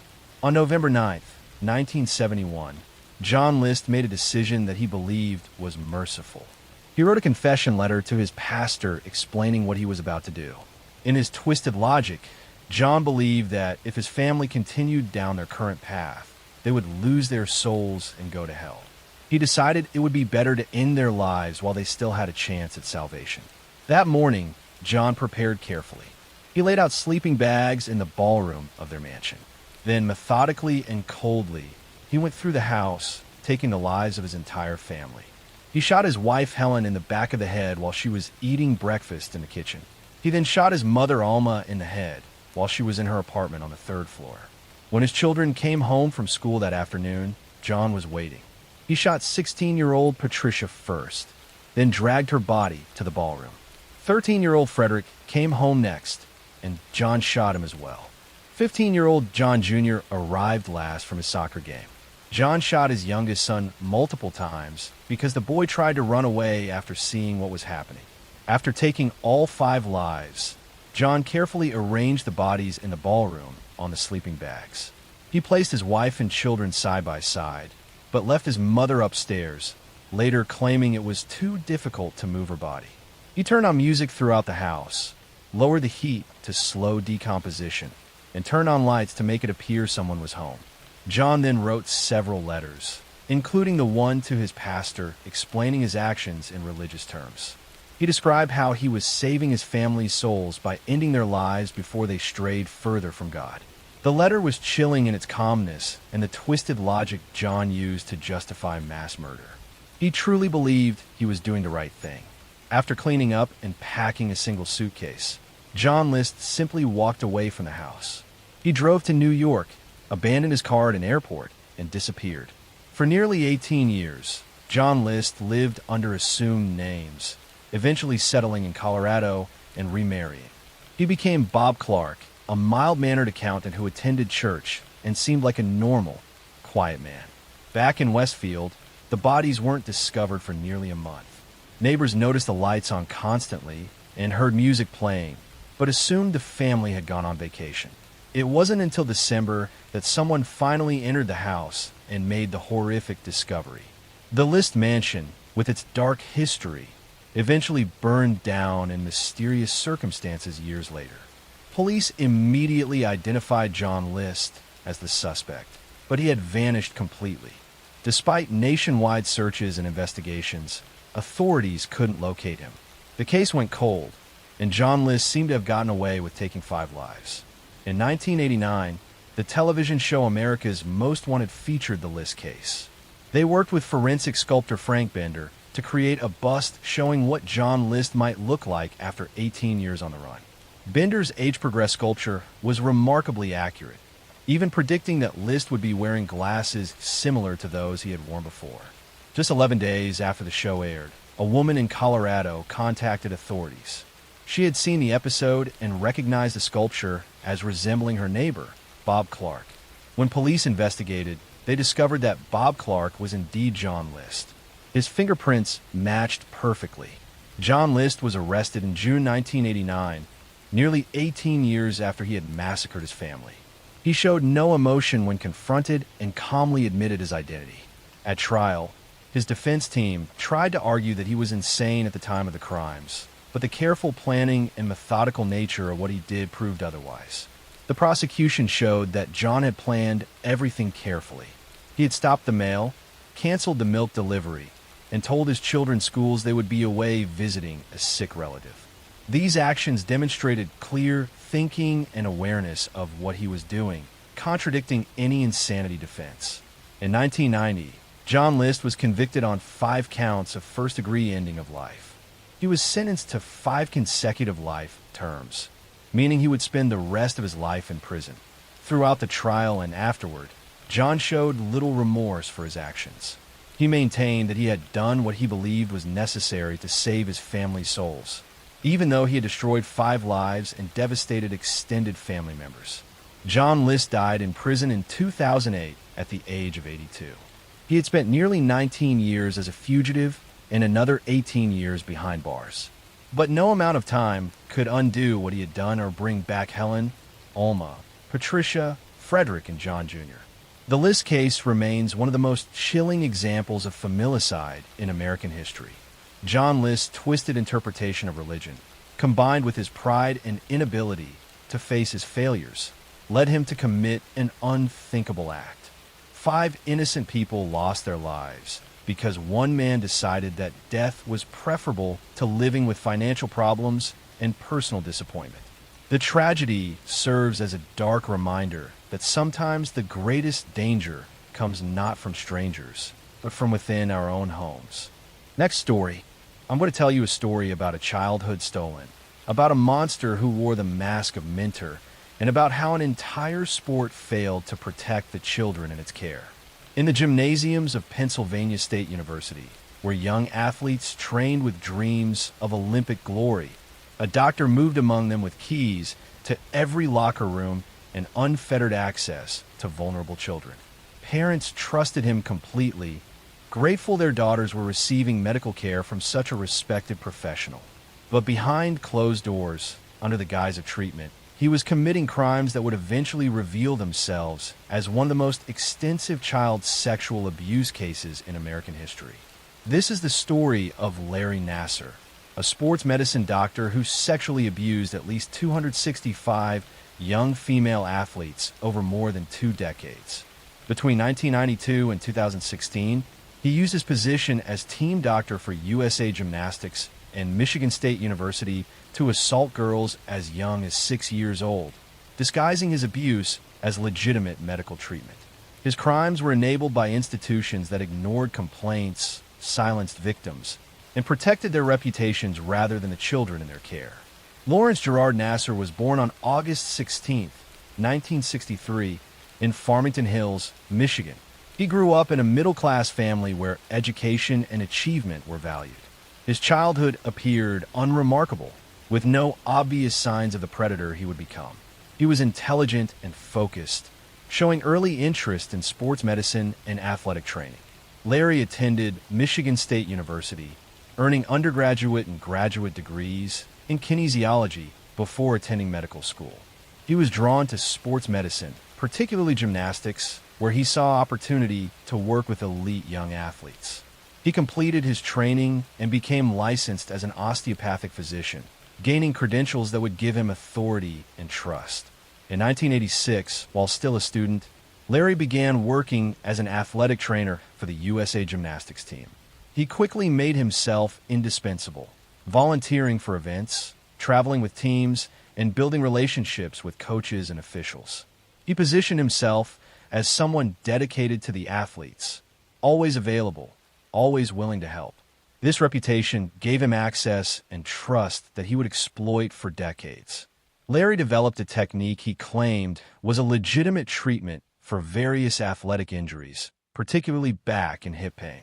He called it pelvic floor therapy and told athletes it required internal manipulation. In reality, he was sexually assaulting them, penetrating them with his unloved hands while claiming it was medical treatment. The girls were confused and uncomfortable, but trusted that a doctor knew what he was doing. He would perform these assaults in exam rooms, often with parents present in the room, but positioned so they could not see what his hands were doing beneath a sheet. He would chat casually with parents while assaulting their daughters. His demeanor so professional and relaxed that no one suspected anything inappropriate was happening. Larry targeted young gymnasts who were vulnerable and unlikely to question authority. These were girls who had been trained from early childhood to obey coaches and medical staff without question, to push through pain and discomfort, to trust that adults in positions of authority had their best interests at heart. Their conditioning made them perfect victims for someone who understood how to exploit that trust. Over 2 decades, Larry assaulted hundreds of girls. Some were Olympic medalists, elite athletes whose names the world knew. Most were young gymnasts training at local clubs, girls with Olympic dreams who trusted that the national team doctor was providing them with the best care possible. He assaulted them at competitions, at training camps, at his office at Michigan State University, and even at his home where parents would bring their daughters for treatment. Reports of Larry's abuse began surfacing as early as the 1990s, but they were consistently dismissed or ignored. Young athletes complained to coaches, to USA Gymnastics officials, to Michigan State administrators.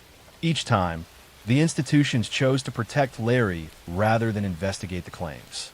Officials told victims they were misunderstanding legitimate medical treatment. Some were warned that speaking out would damage their careers and the sport they loved.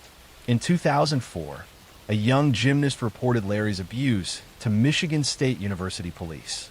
An investigation was conducted but closed without charges. Larry was allowed to continue practicing. In 2014, another athlete filed a complaint with the university. Again, an investigation concluded that Larry's techniques were legitimate medical procedures. The institution sided with the doctor rather than the victim.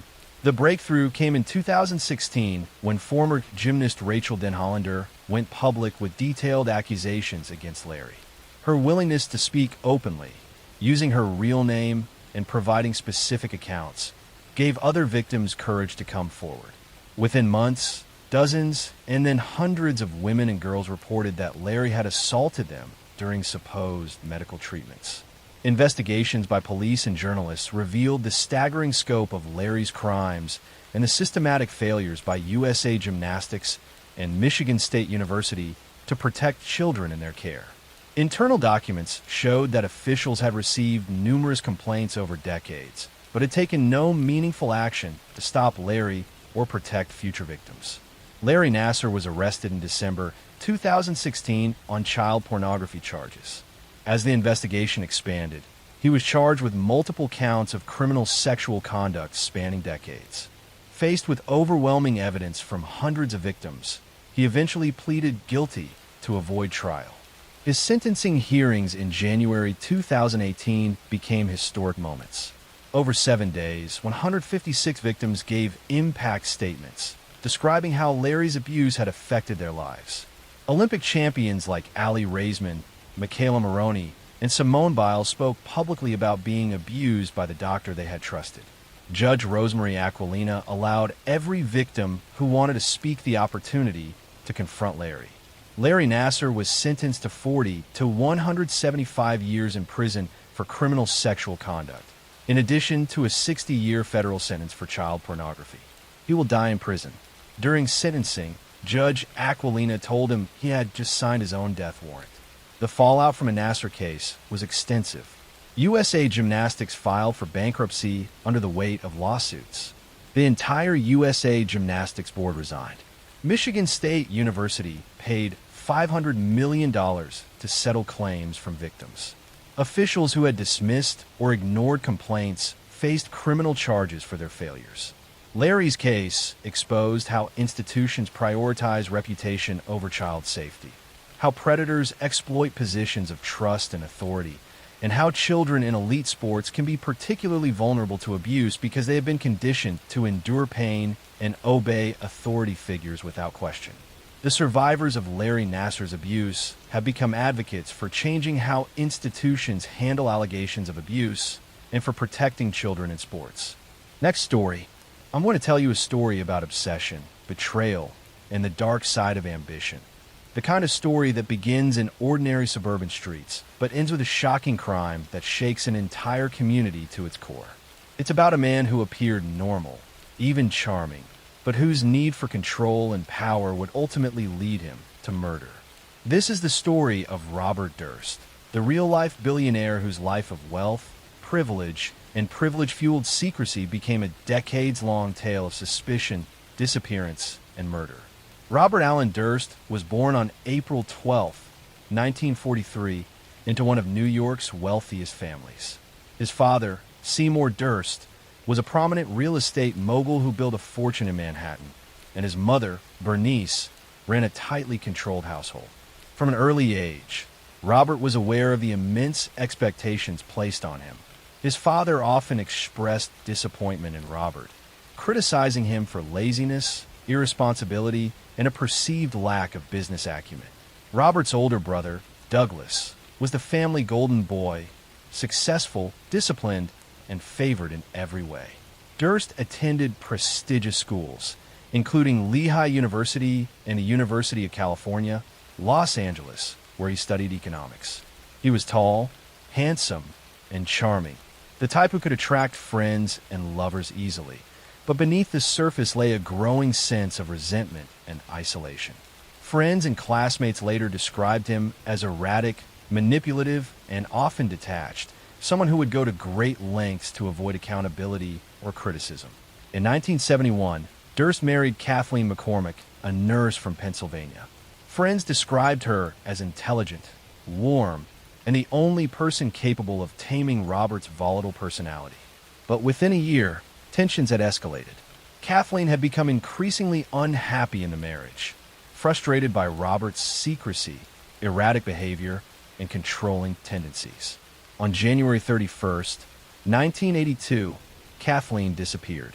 She was last seen leaving their home in Westchester County, New York, and was never seen again. For decades, her disappearance remained a mystery. Authorities initially suspected foul play, but Durst was never formally charged.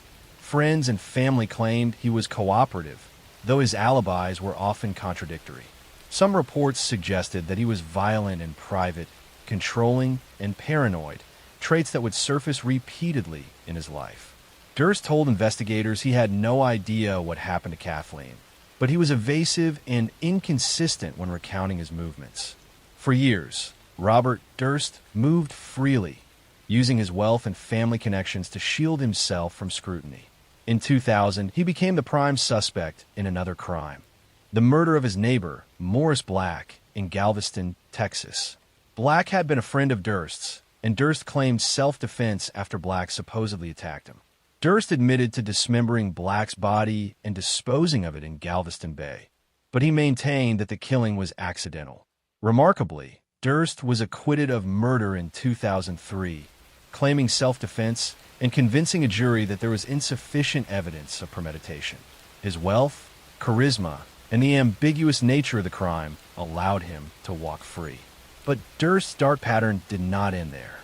Over the years, he continued to live under assumed identities, moving from city to city, evading both law enforcement and the scrutiny of his own family. He changed his name, rented apartments under fake identities, and cultivated relationships that allowed him to maintain a veneer of normalcy while hiding an escalating pattern of violence and deceit. The crimes, the lies, and the evasions reached a tipping point in 2010. Durst had been living in New Orleans, attempting to lay low after years of suspicion surrounding Kathleen's disappearance. He was arrested for parole violations stemming from the Morris Black case, and media attention reignited interest in all his previous cases. Around this time, filmmakers working on an HBO documentary about Durst, The Jinx, gained unprecedented access to him. Through interviews, archival footage, and Durst's own admissions, the public finally began to understand the full scope of his life of crime.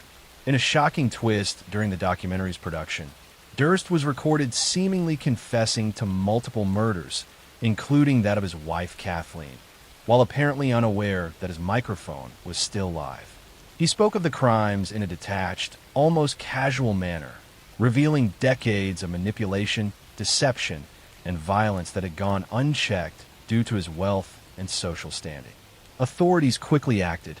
Durst was arrested in New Orleans in 2015 and extradited to Los Angeles to face charges in Kathleen McCormick's murder. The evidence against him was circumstantial but compelling. Long-standing patterns of abuse, inconsistencies in his statements over decades, and newly discovered links connecting him to her disappearance. His previous killings and suspicious behavior reinforced the narrative that Durst was capable of murder. The trial revealed a man who manipulated everyone around him. Friends and former lovers described him as charming yet controlling, capable of extreme deception to maintain power and avoid consequences. His life of privilege, combined with a cold and calculating nature, had allowed him to evade justice for decades, leaving families shattered and communities questioning how wealth and influence could distort accountability. On January 10, 2021, Robert Durst died in a Los Angeles hospital while serving life sentences for his crimes, including the murder of Morris Black. Though he never faced a jury for Kathleen's disappearance due to his death before trial, his life had already left an indelible mark on true crime history. The Durst saga exposed the terrifying ways in which charm, wealth, and manipulation can mask unimaginable violence, and it forced society to confront the uncomfortable truth that sometimes monsters were the faces of the people we trust most. The story of Robert Durst is not just about murder. It's about deception, privilege, and the lengths a person will go to protect themselves from accountability. It is about how obsession, entitlement, and a desire for control can turn someone into a lifelong threat, capable of destroying lives while hiding in plain sight. And it is a cautionary tale that reminds us the most dangerous people are often those who seem, at first, to have it all. Next story. I'm going to tell you a story about a woman who craved attention above all else, about lies that spiraled into tragedy, and about how the desperate need to be noticed can lead someone to commit unspeakable acts against those who trust them most. In the quiet town of Union, South Carolina, during the fall of 1994, a young mother became the center of a national news story that would captivate and horrify America. Susan Smith reported that a black man had carjacked her vehicle with her 2 young sons still strapped in their car seats. She made tearful pleas on national television for the safe return of her children. But her story was a lie, and the truth would prove far more disturbing than anyone imagined. This is the story of Susan Smith, who on October 25th, 1994, drove her car in a John D.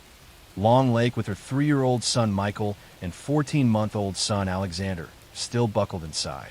She watched as the vehicle slowly sank beneath the water, then created an elaborate false story about a carjacking. For 9 days, she maintained this deception while search teams looked for her children and the nation prayed for their safe return.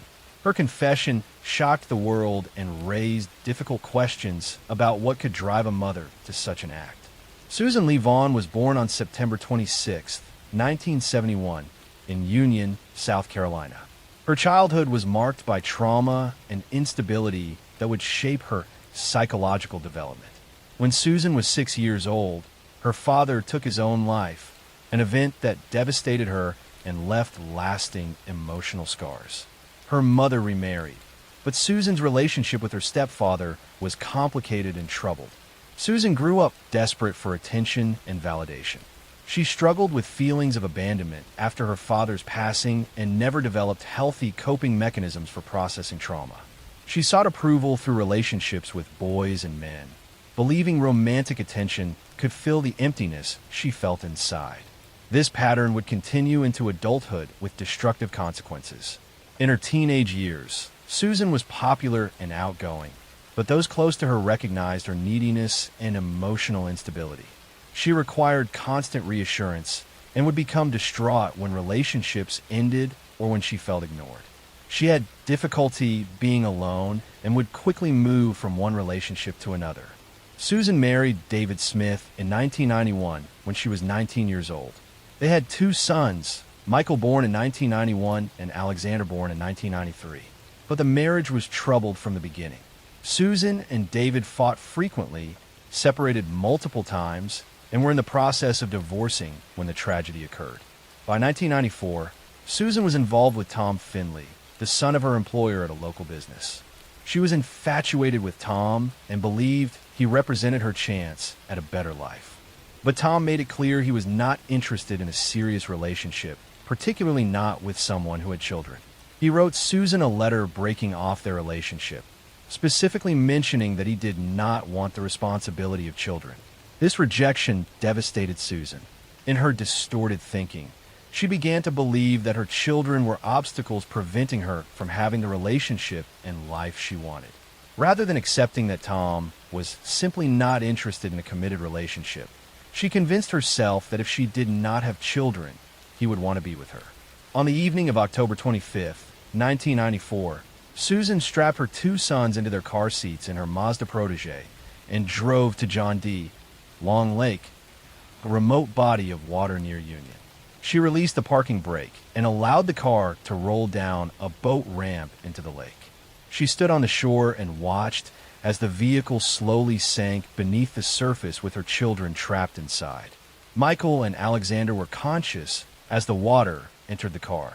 The vehicle took 6 minutes to fully submerge, meaning the children were aware and terrified during their final moments. This detail would later become one of the most haunting aspects of the case. After watching her children drown, Susan drove to a nearby home and claimed she had been carjacked by a black man who had taken her car with the children inside. She provided a detailed description of her supposed attacker, and law enforcement immediately began searching for the vehicle and the children, while also looking for a suspect matching her description. Susan appeared on national television, making tearful pleas for her children's safe return. She was interviewed repeatedly, always maintaining her story about the carjacking. The black community in Union was subjected to increased scrutiny and racial profiling based on Susan's false accusation, adding another layer of harm to her deception. But investigators were suspicious from the beginning. Susan's story had inconsistencies, and her behavior seemed raw. She showed emotion during press conferences, but seemed able to turn it on and off. Details of her account did not match the physical evidence or timeline. As pressure mounted, Susan's story began to change and contradict itself. On November 3rd, 1994, 9 days after the children disappeared, Susan confessed to investigators. She admitted she had allowed the car to roll into the lake with her sons inside. She claimed she had intended to go into the water with them, but had gotten out at the last moment. She said she never meant to hurt her children and that she was not in her right mind. The confession led investigators to John D. Long Lake, where divers recovered the vehicle with the bodies of Michael and Alexander still strapped in their car seats. The recovery was broadcast on national television, and the images of the car being pulled from the water became seared into the national consciousness. Susan Smith was charged with 2 counts of taking a life. Her trial in July 1995 was watched by millions. The prosecution argued she had deliberately ended her children's lives because they were obstacles to the relationship she wanted with Tom Finley. They presented evidence, including the letter from Tom, mentioning he did not want children. The defense argued Susan was mentally ill, suffering from depression and suicidal thoughts, and that her actions were the result of psychological breakdown rather than calculated intent. They presented evidence of her traumatic childhood and mental health struggles. The jury convicted Susan Smith on both counts, but rejected the death penalty, instead sentencing her to life in prison with the possibility of parole after 30 years. The decision to spare her life was controversial, with some believing she deserved the ultimate punishment for her crimes. Susan Smith remains imprisoned in South Carolina. She will be eligible for parole in 2024 after serving 30 years. She has given occasional interviews from prison where she has expressed remorse, though many question the sincerity of her statements. Her case became a national conversation about mental health, the pressures faced by young mothers, and how desperation for romantic relationships can lead to tragedy. It also highlighted the harm caused by her false accusation against a black man, which fueled racial tensions and stereotypes. The images of Susan Smith on television pleading for her children's return while knowing they were already gone remain some of the most chilling moments in true crime history. A reminder that sometimes the greatest danger comes not from strangers, but from those who should love and protect us most. Next story. I'm going to tell you a story about a friendship that became fatal, about jealousy that festered into violence, and about how toxic relationships can lead young people down paths from which there's no return. In the suburbs of New Jersey during the summer of 2011, 2 teenage girls were inseparable best friends who shared everything. Rachel Schoaf and Shalia Eddy had known each other since elementary school, forming a bond that seemed unbreakable. But when a third girl entered their friendship circle, the dynamics shifted in dangerous ways. What began as typical teenage jealousy and social drama would escalate into a crime that shocked the nation. This is the story of the elimination of Skylar Neese. On July 6, 2012, 16-year-old Skylar sneaked out of her bedroom window at midnight to meet her 2 best friends, Rachel and Shalia. The girls drove to a remote area in Pennsylvania where Rachel and Shalia attacked Skylar, stabbing her repeatedly and leaving her body in the woods.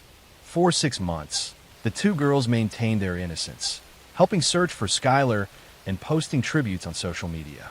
Their confession revealed they had ended their friend's life simply because they no longer wanted to be friends with her.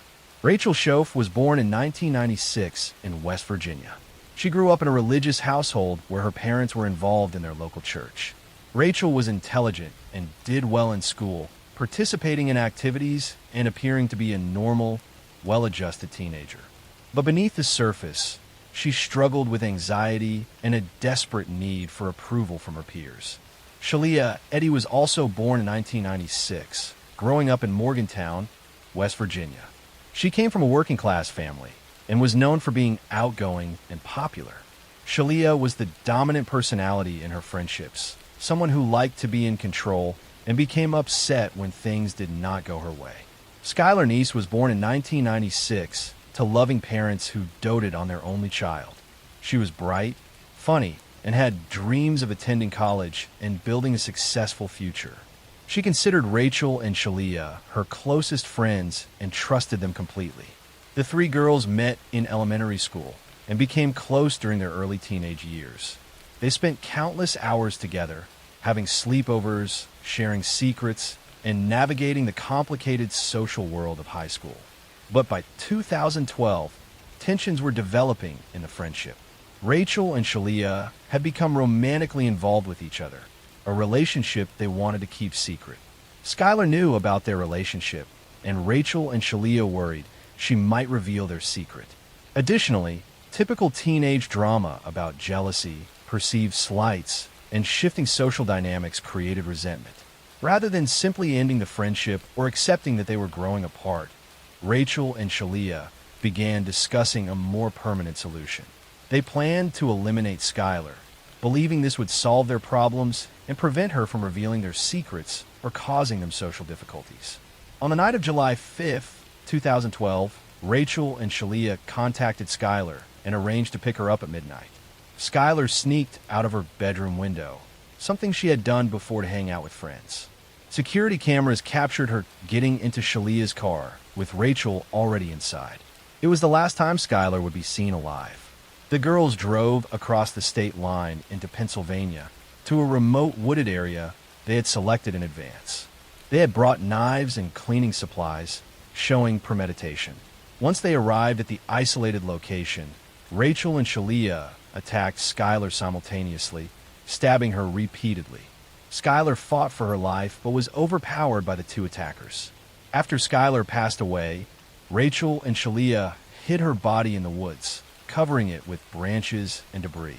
They cleaned blood from themselves and the car, disposed of evidence, and returned home. The next morning, they began acting as if nothing had happened.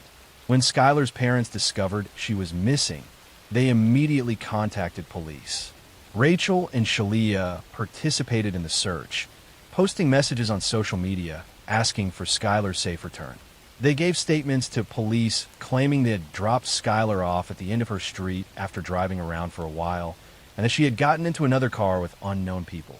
For months, the investigation focused on the possibility that Skylar had run away or been abducted by strangers. But investigators became increasingly suspicious of Rachel and Shalia. Their stories had inconsistencies, and their behavior seemed wrong. Cell phone records and social media activity raised questions about their accounts of that night.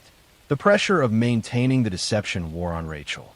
She was experiencing severe anxiety and guilt. In December 2012, 6 months after the incident, Rachel broke down and confessed to her attorney and then to police. She led investigators to Skylar's body in the Pennsylvania woods and implicated Shalia as her accomplice in the planning and execution of the attack. Rachel pleaded guilty and agreed to testify against Shalia. In May 2013, Shalia was arrested and charged. Unlike Rachel, who showed remorse, Shalia maintained a defiant attitude and showed little emotion about what had happened to Skylar.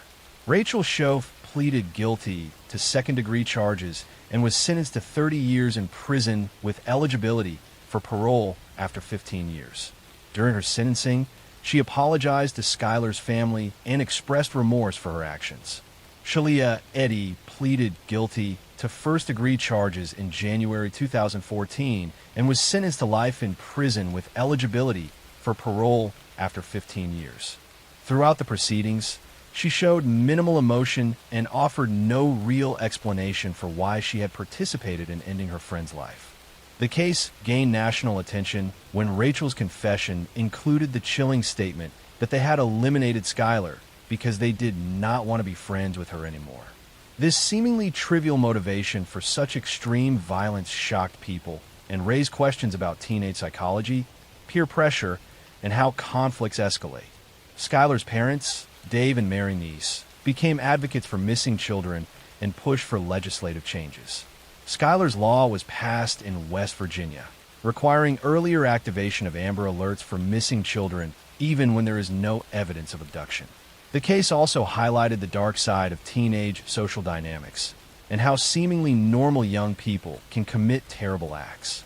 Both Rachel and Shalia came from stable homes, had no history of serious behavioral problems, and appeared to be typical teenagers. Yet together, they planned and executed their friend's elimination over what amounted to normal friendship conflicts. Skylar Neese was 16 years old when her two best friends decided her life was worth less than their convenience. Her parents lost their only child to a crime that made no rational sense, committed by girls they had welcomed into their home countless times. The case remains a tragic reminder that sometimes the greatest danger comes not from strangers, but from those we trust most, and that evil can emerge in the most unexpected places, even in the hearts of teenage girls who should have been focused on homework and dating rather than planning their friend's demise. Next story. I'm going to tell you a story about a successful businessman who seemed to have it all, about a family that vanished from their home on Thanksgiving weekend, and about how investigators discovered one man had been living a double life that ended in unimaginable tragedy. In November 2009, John List's name resurfaced in the news, but the story actually began decades earlier in Westfield, New Jersey. In 1971, John List was a 46-year-old accountant living with his wife Helen, their 3 teenage children, and his elderly mother in a 19-room Victorian mansion. To neighbors, the List seemed like a typical suburban family. But behind closed doors, John was drowning in financial problems and struggling with rigid religious beliefs that would lead to a horrific decision. John List was a deeply religious man who attended church regularly and taught Sunday school.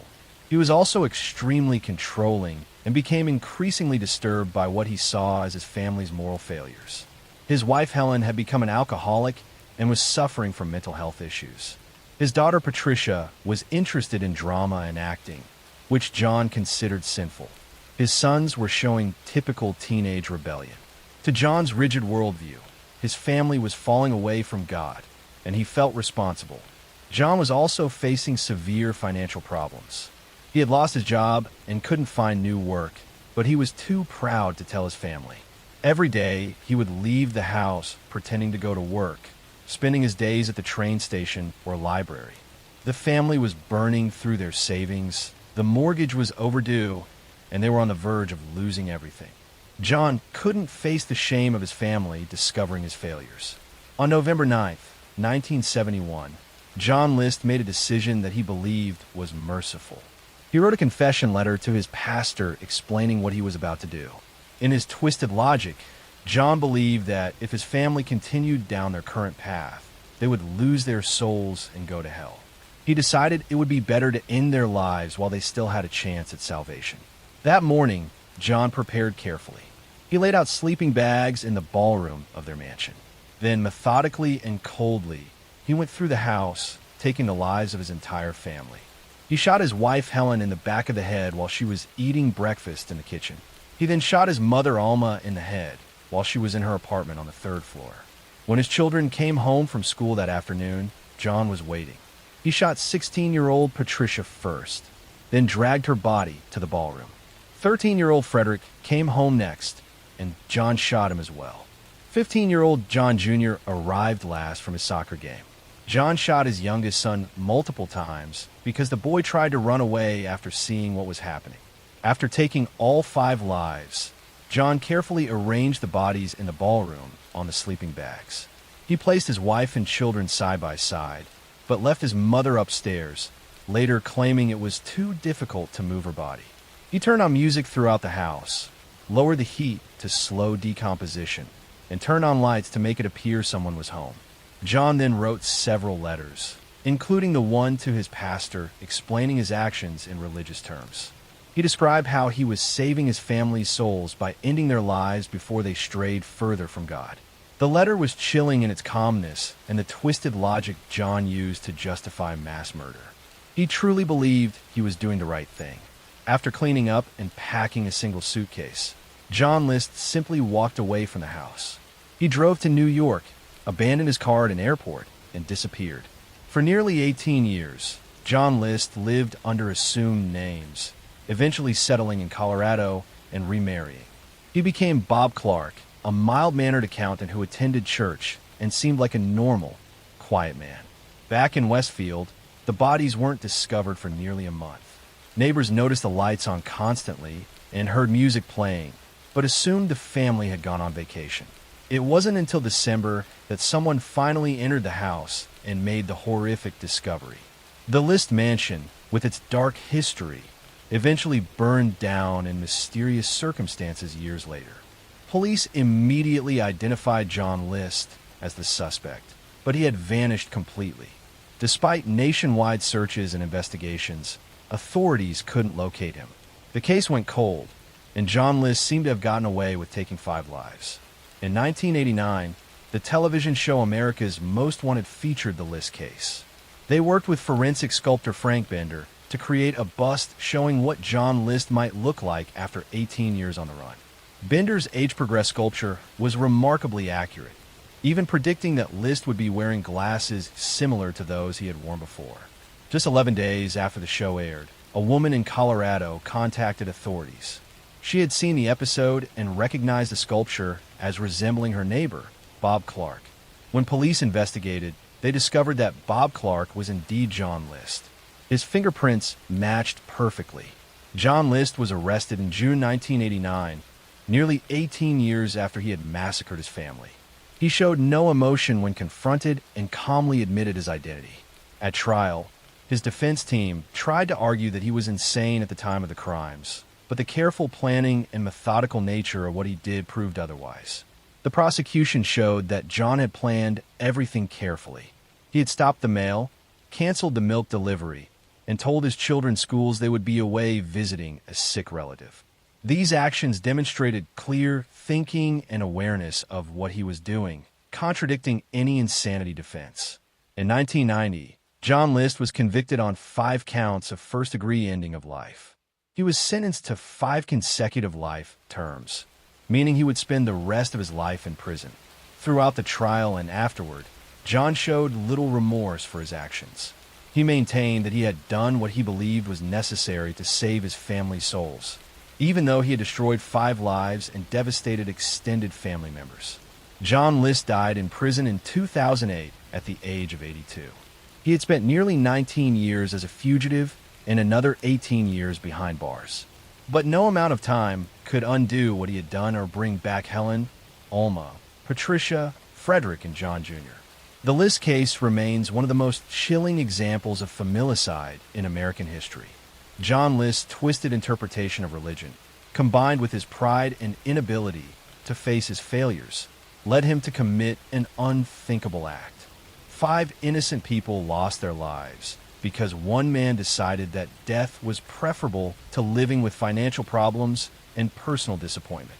The tragedy serves as a dark reminder that sometimes the greatest danger comes not from strangers, but from within our own homes. This episode has come to an end. Thank you for being here. Now the rain sound will take over. Relax, let go, and drift into sleep.